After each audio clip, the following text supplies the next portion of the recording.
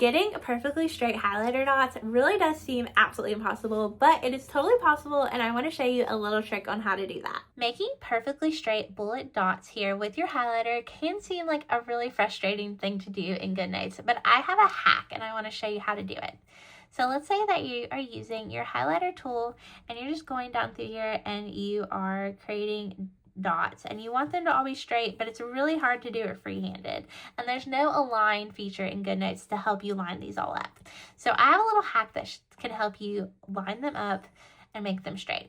So the first thing you're going to want to do is click on your pen tool, then go to this draw shapes tool.